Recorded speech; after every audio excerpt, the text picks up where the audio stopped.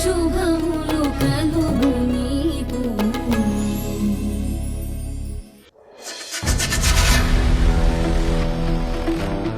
Very good Raghu, I'm so much impressed. నువ్వు చాలా బాగా యాక్ట్ చేసావు. నేను అసలు ఎక్స్పెక్ట్ చేయలేదు తెలుసా. నువ్వు మాట్లాడుతుంటే Charan face, Varahi face blank అయిపోయాయి. థ్యాంక్ యూ రేఖ. చరణ్ మనసులో వారాహి మీద కోపం, ఫ్రస్ట్రేషన్, ఇరిటేషన్ అన్నీ పెరిగిపోతున్నాయి. అదంతా ఏమీ చేయలేని నిస్సహాయతలా మారి అతని మొహంలో చాలా క్లియర్గా కనిపిస్తున్నాయి. అదంతా నువ్వు చెప్పిందే రేఖ. అందుకే నీకు అప్రిషియేషన్లా కొంత అమౌంట్ ఇద్దామని నేను ఇక్కడికి రమ్మన్నాను.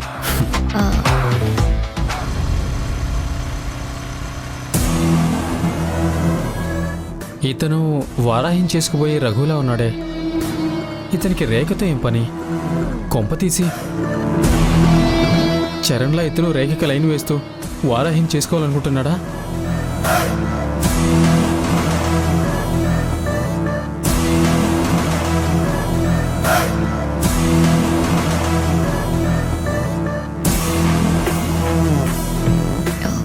ఏంటి అలా చూస్తున్నావు? అదే రేఖ. మేడం, ఇతను వారాహిం చేసుకోబోయి రఘులా ఉన్నాడేంటా అని. అతనే. ఆ? ఇతను నీతో ఎందుకు మాట్లాడుతున్నాడు?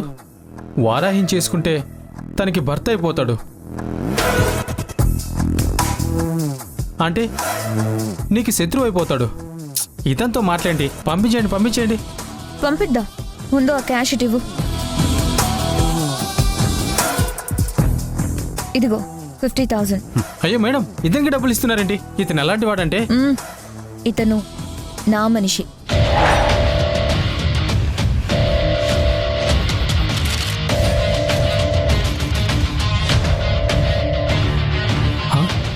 మేడం, రాజస్థాన్లో నాతో పాటు చదువుకున్న నా ఫ్రెండ్.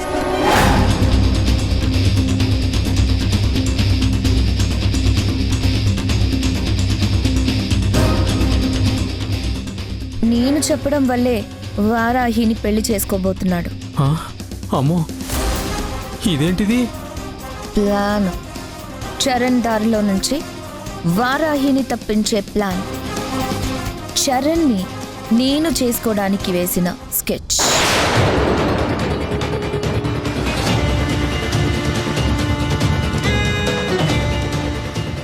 అమ్మో,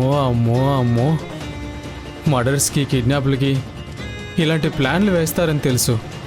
ఒక మనిషిని పెళ్లి చేసుకోవడానికి ఇంతింత ప్లాన్లు వేయాలా? మరి వారాహిని తప్పించాలంటే అంత ఈజీ కాదుగా.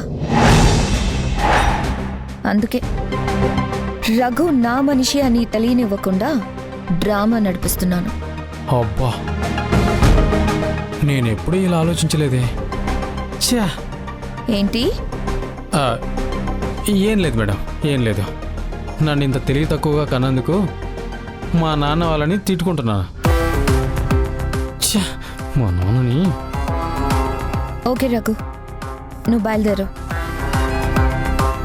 సాయంత్రం వారాహిని కలిసినప్పుడు నీ డోసింగ్ కొంచెం స్ట్రాంగ్ అవ్వాలి. చరణ్ చిట్టి గుండె తప్పమని పేలిపోవాలి. దానికి నేను ఆయింట్మెంట్ రాయాలి. పేలిపోతే ఆయింట్మెంట్ సరిపోదేమో మేడం, కట్టుకొట్టలేమో.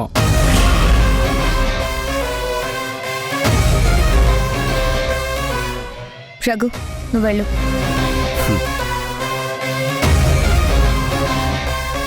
కుమార్, పిల్లో ఎలా ఉంది? పిల్లోనా? పిల్లోనా అది? కాదండి, బొఫెలో. అదే రాత్రంతా నా బ్రెయిన్ని కుమ్మేసింది. దాని మీద ఉన్న చరణ్ బొమ్మ నా చెవులను కొరికేసింది. దాని మీద నేను కూడా ఉన్నానుగా. మీరంటే వేరు. అంటే నేను చరణ్ జోడీ బాగున్నామా? బాలేదు మేడం, చాలా చండాలంగా ఉంది. అదే మేడం, పిల్లో చాలా చండాలంగా ఉంది. నాకు అసలు నిద్ర పట్టనివ్వలేదు అది, అందుకే.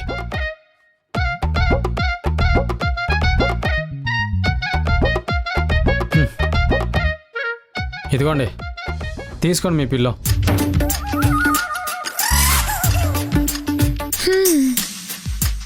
నాకు ఇది అంత బాలేదని అనిపించింది.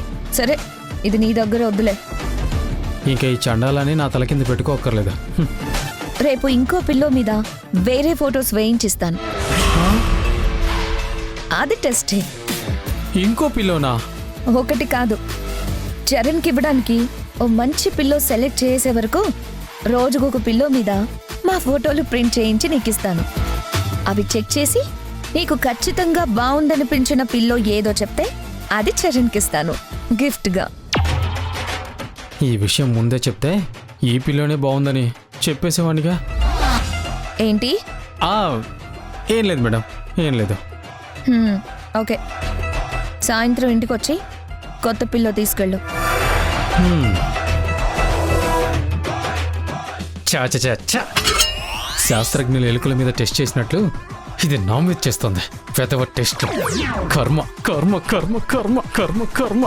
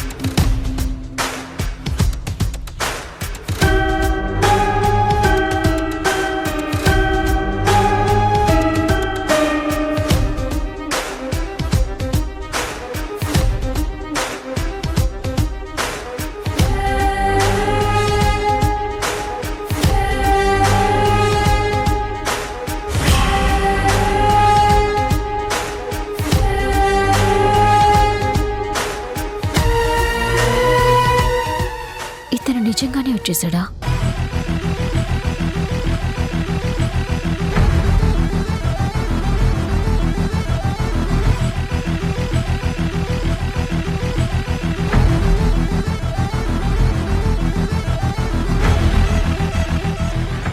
ఏంటి, నా గురించి వెతుక్కుంటున్నావా? మరి నా కోసం కాకపోతే ఇంకెవరి కోసం? నీ కోసం వచ్చేది నేనే కదా. అది వారాహి, ఎందుకు దాచుకుంటావు?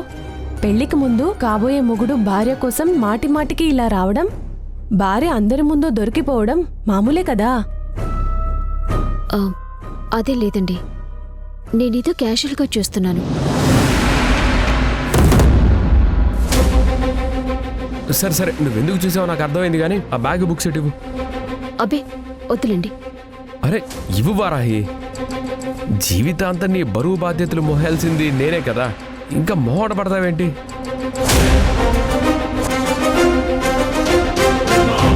అయినా కాబోయే మొగుడు పెళ్ళాల మధ్య ఇలాంటి సరదా ఇన్సిడెంట్స్ జరిగితేనే రేపు మనం మన వాళ్ళకి చెప్పుకోవడానికి కూడా ఉంటాయి. ఎటు అబ్బో వారాహి, సార్ మంచి ప్రేమికుడే. నువ్వంటే చాలా ఇష్టంలా ఉంది. మనవళ్ళు మనవరాళ్ళు వరకు వెళ్ళిపోయారు.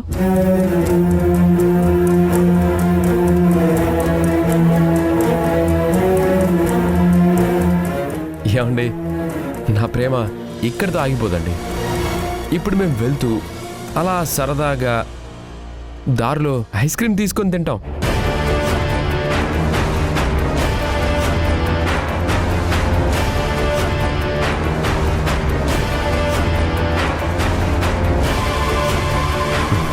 Okay Varahi, bye. Ice cream ఏంటి? ఐస్ క్రీమ్ ఏంటంటే, నీకు ఐస్ క్రీమ్ ఇష్టం లేదా? ఎప్పుడు ఐస్ క్రీమ్ తినలేదా?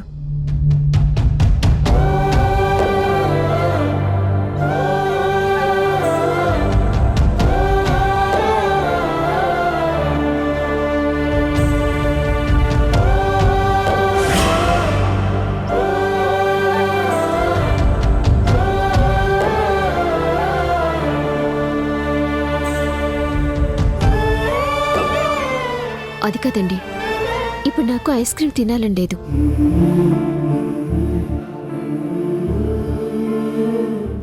ఎందుకు లేదు? ఇది ఎండాకాలం. ప్రేమికులు, కొత్తగా పెళ్లి కాబోయే వాళ్ళు అందరూ చల్లగా ఐస్ క్రీంలు, జ్యూసులు తాగుతూ ఒకరిది ఒకరు షేర్ చేసుకుంటూ ప్రేమని పంచుకునే కాలం. ఇప్పుడు తిన్నంటావేంటి? అది కాదండి, నాకు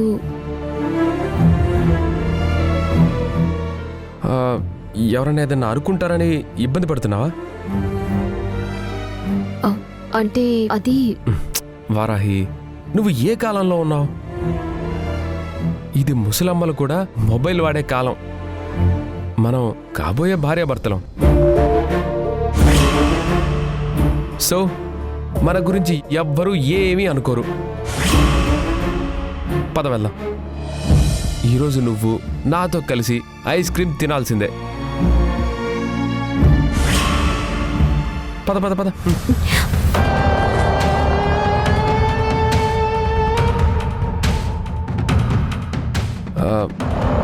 అవును, రాత్రి నీకు చాక్లెట్ తెచ్చిచ్చాను, తిన్నావా?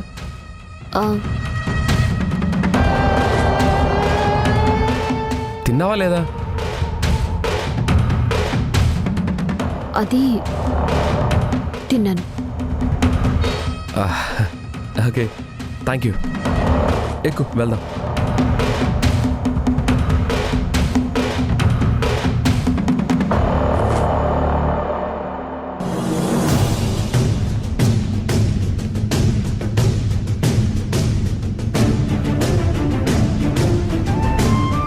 నాకు రఘు గారితో పెళ్లిష్టం లేదని మీకెవరు చెప్పారు? ఇష్టం ఉంటే అతనితో ఉన్నప్పుడు ఎందుకు అంత ఇబ్బంది పడుతున్నావు? నువ్వు అతని పక్కన నిలబడ్డానికి నువ్వేమి ఇష్టపడ్డం లేదు.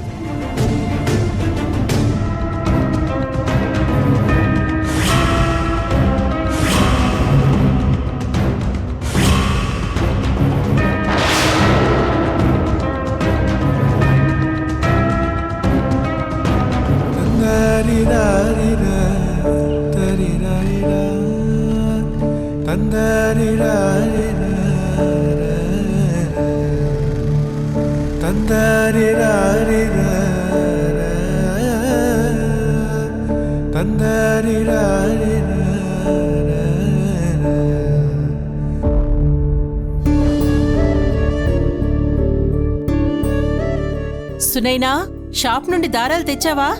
తెచ్చానమ్మా.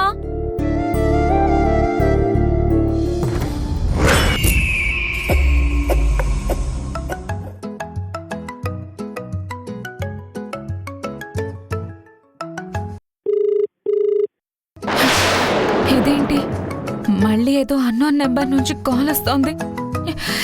నిఖిల్ చనిపోయాక ఇలాంటి కాల్స్ రాలేదు, మళ్ళీ ఇప్పుడు వస్తుందేంటి? పొరపాటున ఎవరన్నా చేస్తున్నారా? నా ఫ్రెండ్స్ ఎవరన్నా కొత్త నెంబర్ తీసుకున్నారా?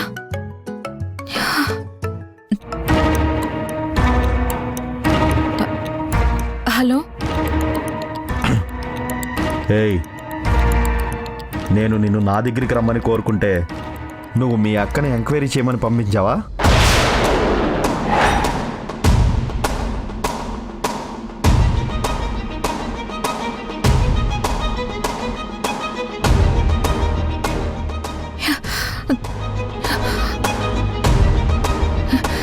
హే, ఎవరు నువ్వు?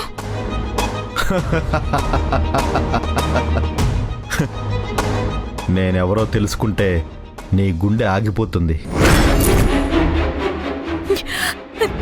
చెప్పు, ఎవరు నువ్వు? నేనెవరనేది నీకు అనవసరం, కానీ నీ అక్క ప్రణయ్ గురించి, నిఖిల్ గురించి ఎంక్వైరీ చేస్తుంది. దానికి తోడుగా నువ్వు కూడా వచ్చావు. అంటే నువ్వు దగ్గరుండి నీ అక్కని నా గురించి తెలుసుకోమని పంపించావా? అంటే ఎన్ని రోజులు నాకు ఫోన్లు చేసి బెదిరిస్తుంది నువ్వా? నిఖిల్ కాదా? నేను ఇప్పటి వరకు అది నిఖిలే అనుకున్నాను. ఎన్ని రోజులు ఫోన్లు రాకపోతే నిఖిల్ని చంపేశావు కదా.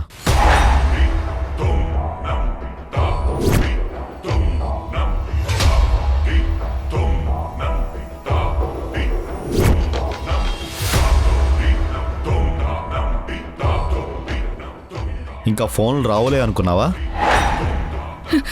నిఖిల్ నేను నాకేం తెలీదు, నేనేం చేయలేదు, నాకేం తెలీదు.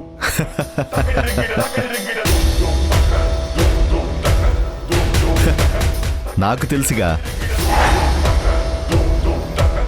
నువ్వు ఆ రోజు నిఖిల్ని చంపేశావు కదా. కాకపోతే చంపేసి ఆ బాడీని ఏం చేసావో అర్థం కావట్లేదు. లేదు, నేనేం చేయలేదు, నేనేం చేయలేదు. ఆ? నువ్వు ఇప్పుడే ఏం కంగారు పడకు. నేను సాక్ష్యం కోసం వెతుకుతున్నాను. అది దొరకగానే నిఖిల్ని నువ్వే చంపేశా అన్న విషయం బయటికి. వద్దు, వద్దు, నేనేం చేయలేదు, నాకేం తెలియదు, నన్ను వదిలే. హేయ్, నోర్మోయ్. మళ్ళీ ఇంకోసారి నిఖిల్ గాన్ని నువ్వు చంపిన ఇంటికి నీ అక్కని పంపించావనుకో, నేను దాన్ని చంపేస్తాను. గుర్తుపెట్టుకో. Hello hello,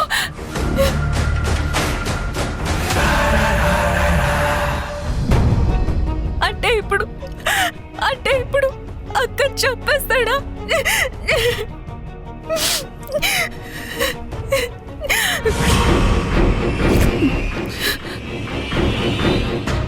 ఎవరొచ్చారు?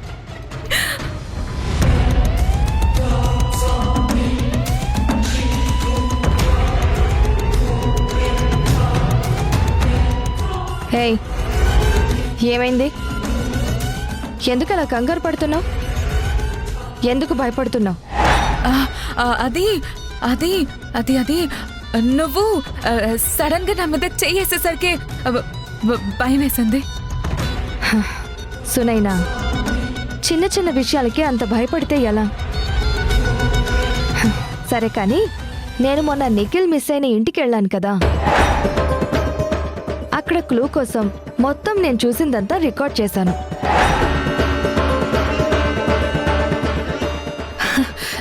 రికార్డ్ చేసావా?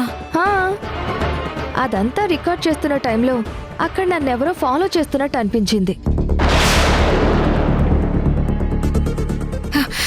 నిన్ను ఫాలో చేశారా? ఎవరు? నేనేనేమో అక్క. నువ్వు కాదు, వేరే ఎవరో నన్ను చంపాలని ట్రై చేశాడనిపిస్తుంది. Someone is trying to speak with me. అంటే నాకు ఫోన్ చేసిన వాడు అక్కని చంపుతానన్నాడు, వాడేనా? అయినా కంగారేం లేదు. నేను రికార్డ్ చేసిందంతా చెక్ చేస్తే ఖచ్చితంగా ఏదో ఒక క్లూ దొరుకుతుంది. ఆ నిఖిల్ ఏమయ్యాడో, ప్రణయ్ విషయం ఏంటో అంతా తేల్చేస్తాను. నువ్వు మాత్రం మళ్ళీ నాకు తెలియకుండా నా వెనక రాకు. అక్కడ ఏదైనా జరిగితే నన్ను నేను కాపాడుకోవడంతో పాటు నిన్ను కూడా కాపాడాల్సి వస్తుంది. సరే అక్క, సరే.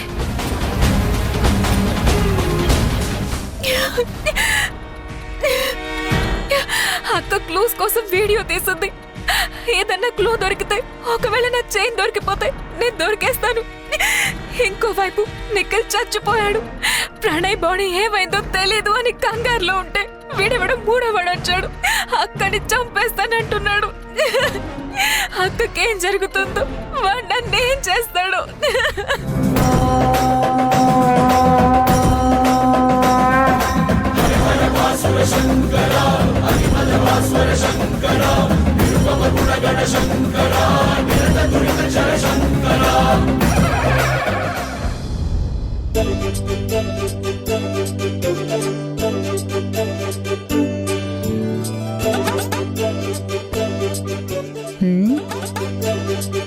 వీడేంటో పెళ్ళయి అంత అందమైన పెళ్ళాన్ని పక్కన పెట్టుకుని దాని జడలతో ఆడుకోకుండా జడ పదార్థంలా దీన్ని ముందేసుకుని ఆడుకుంటున్నాడేంటి?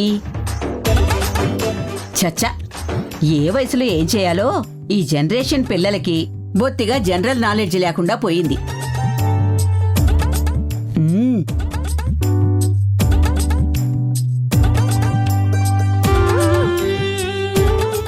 బాబు విక్కీ. నానమ్మగారు చెప్పండి. కూర్చోండి నానమ్మగారు. ఏం చేస్తున్నావు బాబు? కొన్ని బట్టలు తయారు చేసే మిల్స్ వాళ్ళకి ఆర్డర్ కోసం మెసేజ్లు పెడుతున్నాను. నీకెప్పుడు ఒకటే పనా? వేరే ఆలోచనలేమీ లేవా? ఇది ఒకటే కాదండి, నాకు దీని తర్వాత చాలా పనులున్నాయి. అయ్యో రాత, ఎప్పుడూ సాపాటు కోసం పాటుపడ్డమేనా? ఇంట్లో ఓ పెళ్ళాం ఉంది, దానికోసం ఒక పాట పాడదాం, ఒక మాట మంతి పెట్టుకుందామనే ఆలోచనలేవి చేయవా?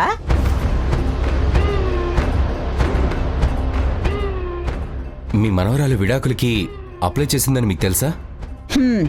అది చిన్న పిల్ల.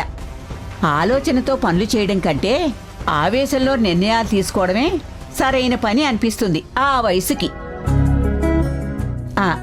అలాని నువ్వేదో 30 ఏళ్లు దాటిపోయినా ముదురువని కాదు. కానీ ఒక్క విషయం అడుగుతాను. అది విడాకులు ఇస్తానంది, నీకు తీసుకోవడం ఇష్టమేనా? నాకు విడాకులు తీసుకోవడం అస్సలు ఇష్టం లేదు.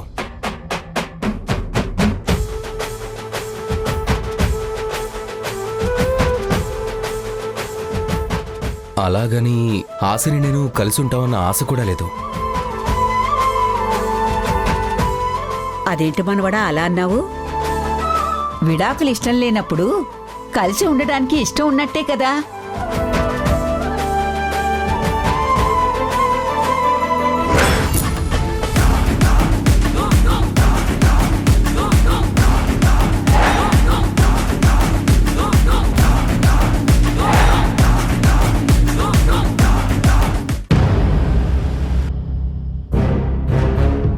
ఎందుకు ఇలా అందరికీ మీ ప్రేమని చూపించాలని ట్రై చేస్తున్నారు?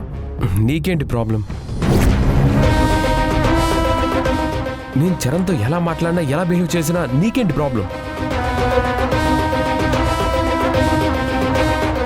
అతను బాధపడితే నీకేంటి, ఇబ్బంది పడితే నీకేంటి? అంటే చరణ్ నువ్వు ఇష్టపడుతున్నావా? అంటే అది